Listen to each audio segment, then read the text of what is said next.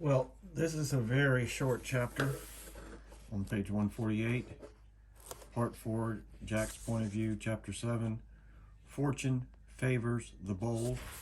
So we're actually going to do 2 chapters today. I've never done that, but they're short.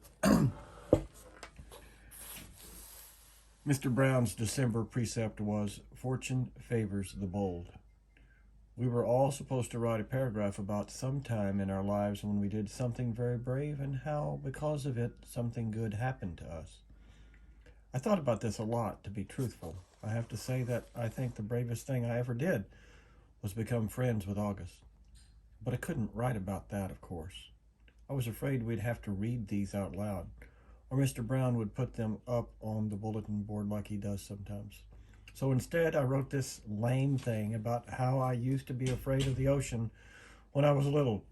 It was dumb, but I couldn't think of anything else. I wonder what August wrote about. He probably had a lot of things to choose from. Private school, page 149, 150. My parents are not rich. I say this because people sometimes think that everyone who goes to private school is rich, but that isn't true with us.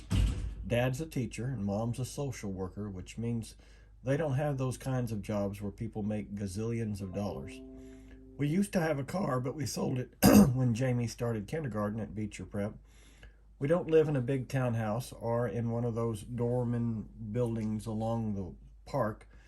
We live on the top floor of a 5-story walk-up. We rent from an old lady named Donna Petra, all the way on the other side of Broadway.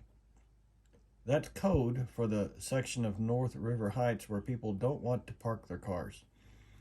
Me and Jamie share a room. I overhear my parents talk about things like, can we do without an air conditioner one more year? Or maybe can I work 2 jobs this summer? Maybe I can work 2 jobs this summer. So today at recess, I was hanging out with Julian and Henry and Miles. Julian, who everyone knows is rich, was like, I hate that I have to go back to Paris this Christmas. It's so boring.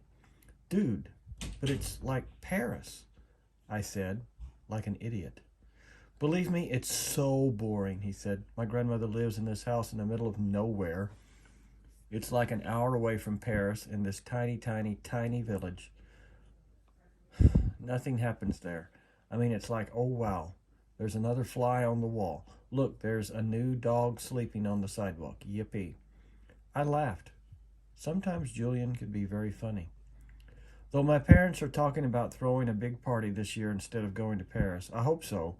What are you doing over break? Said Julian. Just hanging out, I said.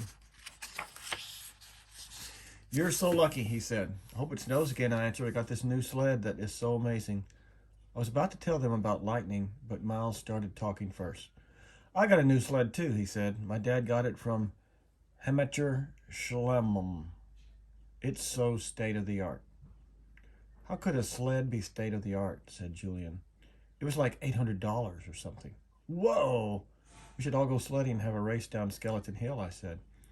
That hill is so lame, answered Julian. Are you kidding? I said. Some kid broke his neck there. That's why they call it Skeleton Hill. Julian narrowed his eyes and looked at me like I was the biggest moron in the world. It's called Skeleton Hill because it was an ancient Indian burial ground. Duh, he said. Anyway, it should be called Garbage Hill now. It's so junky. Last time I was there, it was so gross. Like with soda cans and broken bottles and stuff. He shook his head. I left my old sled there, said Miles. It was the crappiest piece of junk, and someone took it too. Maybe a hobo wanted to go sledding, laughed Julian. Where did you leave it? I said. By the big rock at the bottom of the hill. And I went back the next day and it was gone. I couldn't believe somebody actually took it. Here's what we can do, said Julian. Next time it snows, my dad could drive us all up to this golf course in Westchester that makes Skeleton Hill look like nothing. Hey, Jack, where are you going? I had started to walk away. I've got to get a book out of my locker, I lied. I just wanted to get away from them fast. I didn't want anyone to know that I was the hobo who had taken the sled.